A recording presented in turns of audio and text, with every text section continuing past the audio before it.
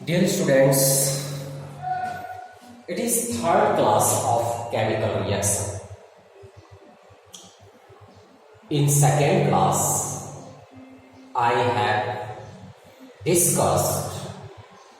we have discussed about chemical reaction. As you know, there are 5 types of chemical reaction.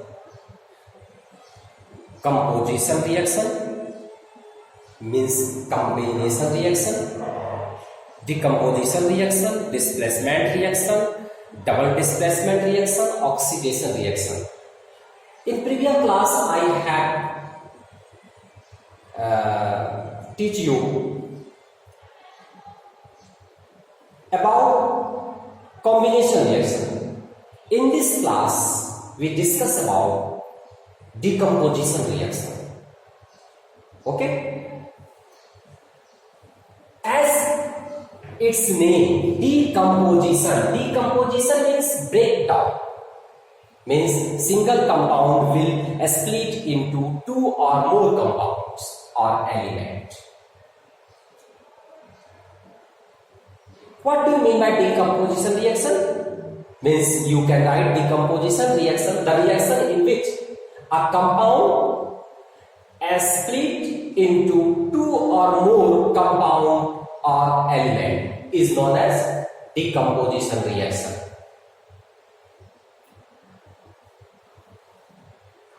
It is the first example of decomposition reaction. What you have seen, आपने देखा यहां पर calcium carbonate is a compound. On heating, जब इसको हम heat करते हैं, on heating it's break down calcium oxide and carbon dioxide. तो सिंगल कंपाउंड डिवाइड हो गया 2 में, calcium oxide and carbon dioxide. ये किस कंडीशन में हुआ? हम पिछले क्लास में आपको बताए थे, फर्स्ट क्लास में से बताए थे, बहुत बच्चों को वीडियो नहीं मिली है, कि कोई भी रिएक्शन किसी कंडीशन में होती है तो ये रिएक्शन जो है आपको हीट करने के बाद हो रही है, जिसके वजह से इसको हम थर्मल डिकम्पोजिशन कहते हैं. थर्मल मीन्स होता है हीट. तो आप देख रहे हैं कि केमिकल कैल्शियम कार्बोनेट जो है कैल्शियम ऑक्साइड और कार्बन डाइऑक्साइड में चेंज हो रहा है. कैल्शियम कार्बोनेट का नाम, कॉमन नेम जो है वो लाइमस्टोन है, इसको लाइमस्टोन भी कहते हैं, और कैल्शियम ऑक्साइड को लाइम कहते हैं या क्विक लाइम कहते हैं. तो ये 2 कंपाउंड्स हमें मिला. आपको मैं फर्स्ट क्लास में ये डिस्कस किया था कि केमिकल इक्वेशन किसे कहते हैं. केमिकल इक्वेशन हमेशा बैलेंस में होता है, तो हमें ये देखना पड़ेगा, उसमें मैंने बैलेंस करने के लिए बताया है. तो बैलेंस कैसे करते हैं, बैलेंस है या नहीं है ये हम देख लेते हैं. जैसे कैल्शियम है, एक एटम कैल्शियम का है, तो इधर भी एक एटम कैल्शियम का है. इधर कार्बन का एक एटम है, तो इधर भी कार्बन का एक एटम है. इधर ऑक्सीजन का 3 एटम्स है, इधर ऑक्सीजन का भी 3 एटम्स है. इट मींस ऑलरेडी 3 एटम्स हैं, यानी यह रिएक्शन या इक्वेशन बैलेंस्ड है. उसके बाद आपको ये बताया था मोर इन्फॉर्मेटिव को हम सैंपल से मोर इन्फॉर्मेटिव बनाते हैं इक्वेशन को. यहाँ एस लिखा है मीन्स ये सॉलिड है, यहाँ एस लिखा है मीन्स ये सॉलिड है, यहाँ गैस लिखा है मैंने इस means it is gases. Second example हम देखते हैं जो है पोटासियम क्लोराइड. पोटासियम क्लोराइड भी थर्मल डिकम्पोजिशन होता है. इसमें पोटासियम क्लोराइड में भी थर्मल डिकम्पोजिशन होता है. तो इसको भी हम हीट करते हैं, और ये पोटासियम क्लोराइड और ऑक्सीजन बनाता है. ये डिकम्पोज करके पोटासियम क्लोराइड, इसका नाम आप लिख सकते हैं, पोटासियम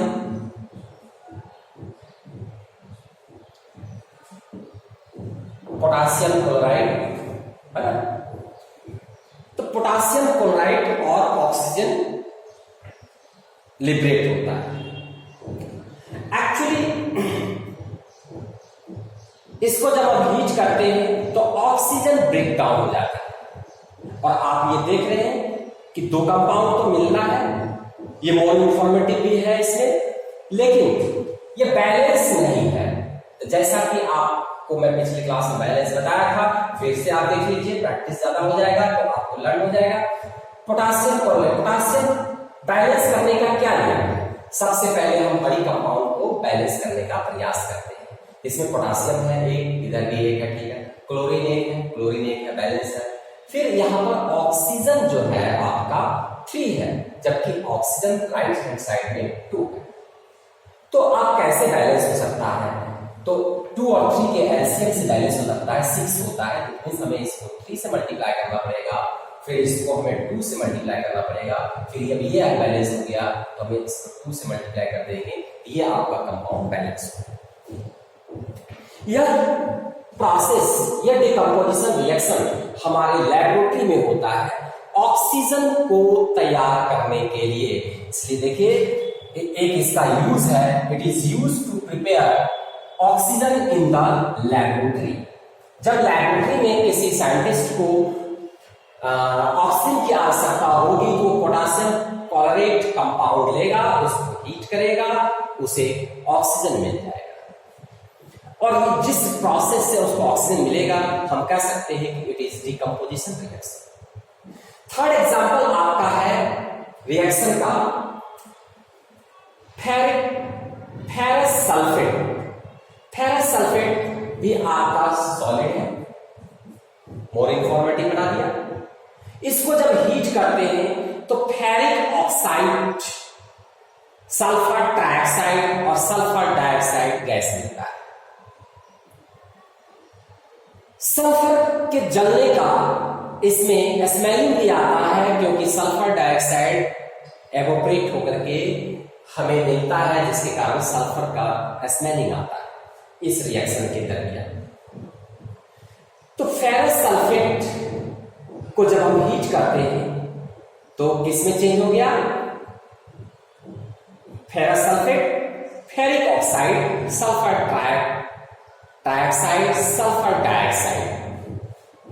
ये ट्यूब में हम हीट करके करते हैं, और जब इसको हम हीट करते हैं तो पहले तो फेरस सल्फेट का कलर ग्रीन होता है, ग्रीन, लेकिन जब रिएक्शन कंप्लीट होता है तो उसका कलर ब्राउन कलर में चेंज हो जाता है, और हम समझ जाते हैं कि reaction, decomposition reaction is completed.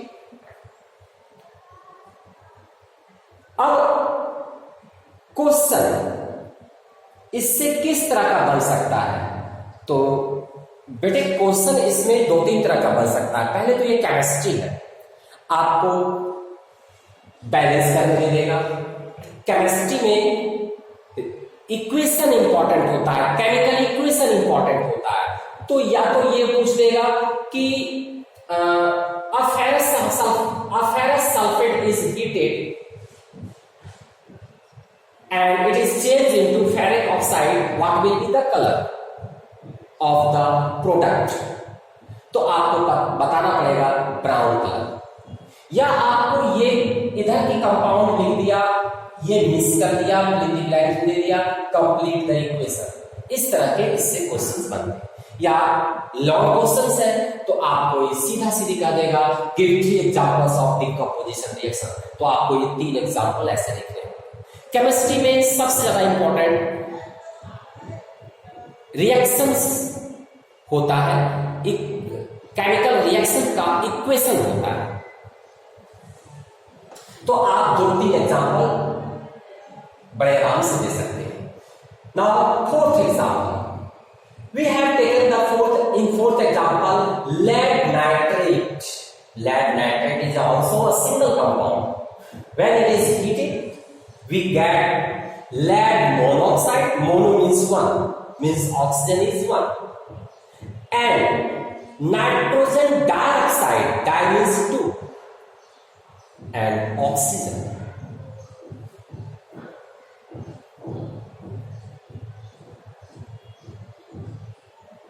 Oxygen, we obtain oxygen in this reaction also, but our laboratory scientists do not get oxygen from this process. Question may be asked in this way कि इसमें भी हमें oxygen मिलता है, लेकिन हमारे scientist इसको क्यों नहीं, इस प्रोसेस को क्यों नहीं अपनाते? Because it is complex. ये दोनों गैसियस फॉर्म में है, दोनों गैसियस फॉर्म में है. लीजिए मोर इंफॉर्मेटिव बना दिया आपको इक्वेशन. तो मिक्स मिलेगा, फिर इसको सेपरेट करना पड़ेगा. That will be very hard. So our scientist does not obtain oxygen from this process. They always obtain oxygen from this example. Understand? Now I have put a question to you. What will be color when we heat lead nitrate? जब हम lead nitrate को heat करेंगे तो हमें colour क्या प्राप्त होगा? तो आप बता सकते हैं येलो कलर, क्योंकि लेड ऑक्साइड का कलर फ्यूम्स येलो होता है, और उससे पहले लेड नाइट्रेट कलरलेस होता है. तो आपने देखा again lead nitrate is heated and it split into 3 different compounds and molecules. Lead monoxide, nitrogen dioxide and oxygen. पहले इसका कलर लेस होता है, बाद में जब लेड मोनोक्साइड बन जाता है तो येलो हो जाता है. अब आपको किस तरह से क्वेश्चंस इस पे बेस पूछा जा सकता है? आपको पूछा जा सकता है कि a compound is heated and it previously it is colorless. When it is heated, it changes into yellow in color. Write the equation. बस इतना हिंट दे करके आपको कह सकता है कि write the equation. It means आपको याद रखना पड़ेगा लेड नाइट्रेट का फॉर्मूला क्या है, फिर उसको हीट करते हैं तो किस में चेंज होता है. समझ गए? ये जो हम एग्जाम्पल आपको दिए A, B, C, D, all it is thermal decomposition. Examples of thermal decomposition. Understand? अब कुछ हम बात और भी फिर इसका फेरस सल्फेट का कुछ मैटर्स और हम डिस्कस कर लेते हैं. फेरस सल्फेट मार्केट में, लेबोरेटरी में फेरस सल्फेट का क्रिस्टल अवेलेबल होता है. क्रिस्टल क्या अवेलेबल होता है? क्रिस्टल. इसको बोलते हैं फेरस सल्फेट हेक्टोहाइड्रेट से, क्योंकि इसमें 7 मॉलिक्यूल्स ऑफ वाटर है. अब जब हम इसको हीट करते हैं तो ये वाटर मॉलिक्यूल्स एवोपरेट हो जाता है और केवल हमें प्राप्त होता है फेरस सल्फेट. और ये जो फेरस सल्फेट को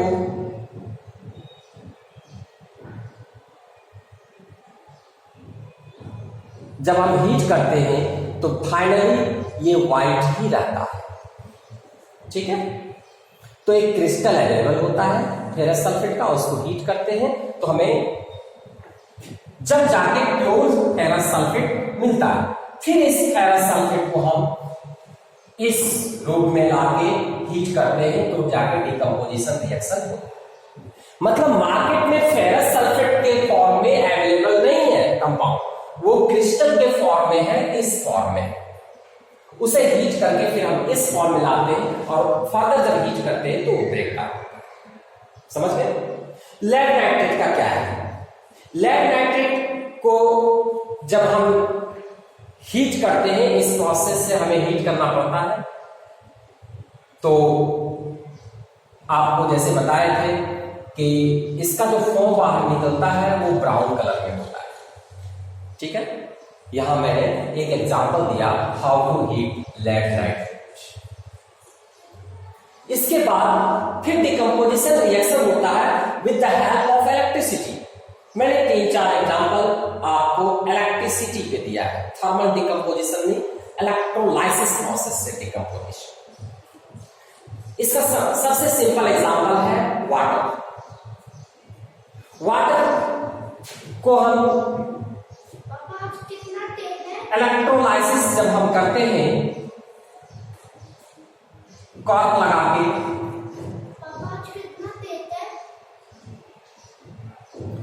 एक नेगेटिव प्लस माइनस बैटरी से 6 वोल्ट बैटरी से जोड़ेंगे हो जाएगा। एक स्टैंड में इसको लगा दीजिए।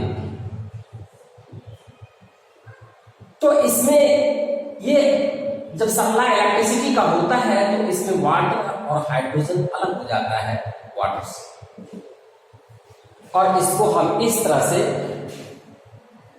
इलेक्ट्रोलाइसिस प्रोसेस से डिकम्पोजिशन रिएक्शन करते हैं।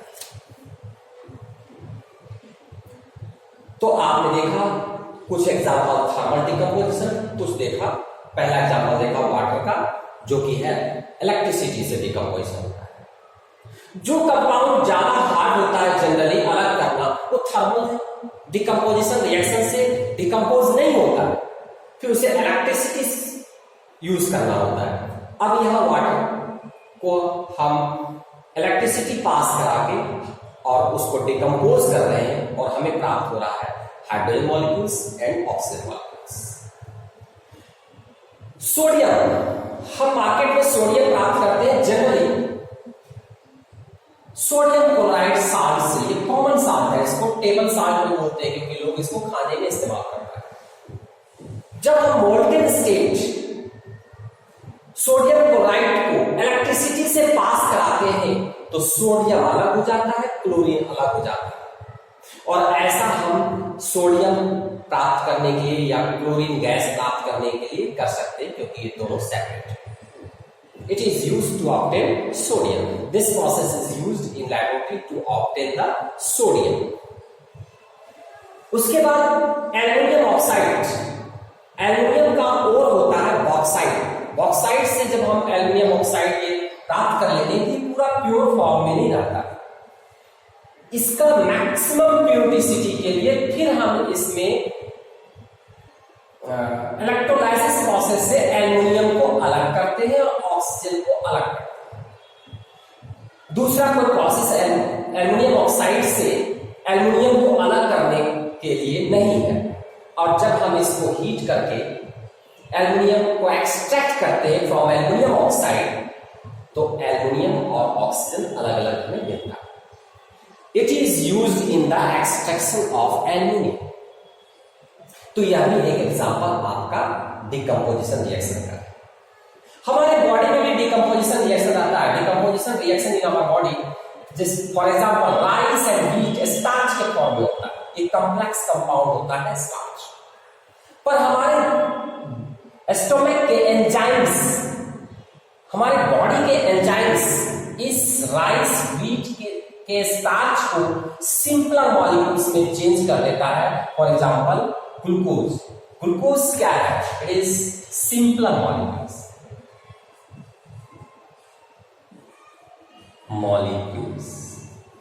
तो ये कंपाउंड कह सकते हैं, सिंपलर कंपाउंड।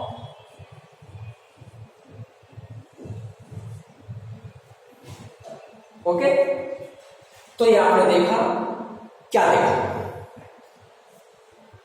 डिकम्पोजिशन रिएक्शन देखा। डिकम्पोजिशन रिएक्शन आप करते हैं with the help of heat और electricity.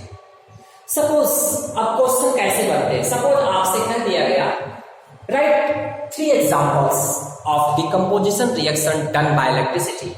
In that conditions you can give these 3 examples.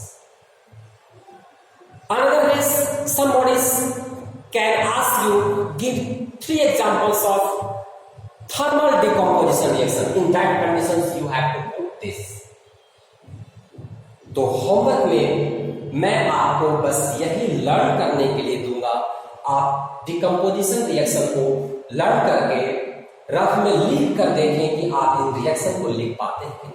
यदि आप इन रिएक्शन को कॉपी बंद करके लिख लेते हैं तो आप कई तरह के आंसर आप कर सकते हैं बिना याद किए हुए, बिना रटे हुए। मैक्सिमम क्वेश्चंस का रिप्लाई दे सकते हैं यदि आपको ये केवल एग्जाम्पल लर्न है और आपके लिए इजी हो जाएगा। धन्यवाद।